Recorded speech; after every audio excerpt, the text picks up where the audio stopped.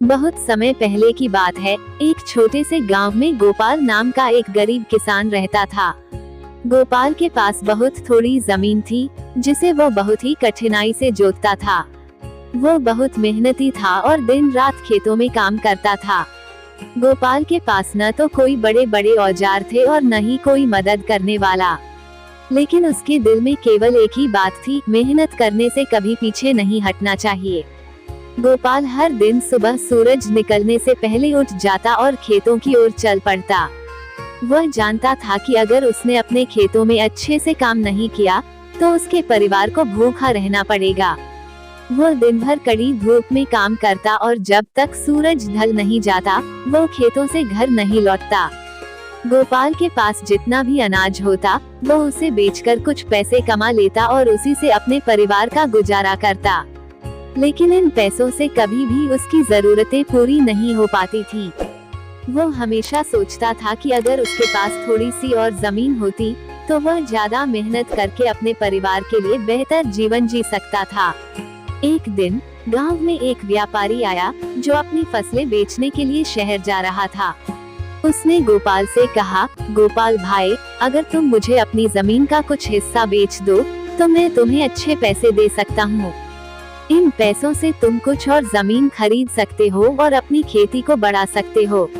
गोपाल को ये बात सुनकर बहुत अच्छा लगा। उसने सोचा कि अगर वह अपनी जमीन का थोड़ा सा हिस्सा बेच देगा तो उससे मिले पैसों से वह और जमीन खरीद सकता है और अपनी खेती को और बढ़ा सकता है। उसने व्यापारी के प्रस्ताव को स्वीकार कर लिया और अपनी जमीन का एक हिस्सा बेच दिया। अब गोपाल के पास कुछ ज्यादा पैसे हो गए थे। उसने तुरंत पास के गांव में जाकर थोड़ी और जमीन खरीद ली। अब उसके पास पहले से ज्यादा जमीन थी और वह और भी मेहनत करने लगा। रामू ने अपनी नई जमीन पर नए बीज बोए और अपनी पूरी मेहनत से काम किया। एक साल बीत गया और गोपाल की मेहनत रंग लाई। उसकी फसलें बहुत अच्छी हुई और उसने बहुत सारा अनाज पैदा किया। गोपाल ने अपनी फसलें शहर में जाकर बेची और उससे काफी पैसे कमा लिए। अब गोपाल का परिवार भी खुश था और उसका जीवन धीरे धीरे सुधरने लगा था। लेकिन जैसे जैसे गोपाल की हालत सुधर रही थी, उसके मन में लालच बढ़ने लगा। वह सोचने लगा कि अगर उसने और भी जमीन खरीद ली तो वह और भी ज्यादा पैसे कमा सकता है। उसने अपने सभी पैसे जमा किए और जमीन खरीदने की योजना बनाने लगा। गोपाल ने अपनी जमीन का एक और हिस्सा बेच दिया और उससे मिले पैसों से और जमीन खरीद ली। अब उसके पास काफी बड़ी जमीन थी। उसने फिर से मेहनत करना शुरू किया, लेकिन इस बार उसकी मेहनत में पहले जैसा उत्साह नहीं था। वो अब जल्दी जल्दी काम खत्म करने और ज्यादा से ज्यादा पैसे कमाने के बारे में सोचता था। गोपाल ने इस बार बिना सोचे समझे फसलें बोई और उन्हें समय से पहले ही काट लिया। उसका लालच बढ़ता जा रहा था और वह सोचता था कि जितना जल्दी वो फसलें बेच देगा उतना ही ज्यादा मुनाफा कमाएगा। लेकिन इस बार उसकी फसलें अच्छी नहीं हुई और उसने जो मेहनत की थी वह बेकार चली गई। उसके पास अब पैसे भी खत्म हो गए थे और नई जमीन भी काम नहीं आ रही थी।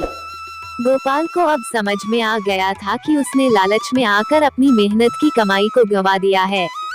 वो बहुत पछताया और सोचने लगा कि अगर उसने पहले की तरह ईमानदारी और मेहनत से काम किया होता तो आज उसका जीवन इतना मुश्किल नहीं होता। गोपाल ने अपने जीवन की इस गलती से सबक लिया और फिर से मेहनत करने का निश्चय किया। उसने अब से अपनी सारी जमीन पर पूरी मेहनत और लगन से काम करना शुरू किया। वो अब समझ चुका था कि मेहनत का कोई विकल्प नहीं है और केवल सच्ची मेहनत से ही सफलता प्राप्त की जा सकती है। गोपाल ने अपनी नई जमीन पर फिर से बीज बोए और अपनी पूरी ताकत से काम किया। इस बार उसकी फसलें बहुत अच्छी हुई और उसने फिर से पैसे कमाना शुरू किया। लेकिन इस बार उसने लालच से दूर रहकर अपनी मेहनत की कमाई को संजो कर रखा। उसने अब अपने परिवार की जरूरतों का ध्यान रखना शुरू किया और अपने बच्चों की शिक्षा पर भी ध्यान देने लगा। गोपाल का जीवन अब पूरी तरह से बदल चुका था।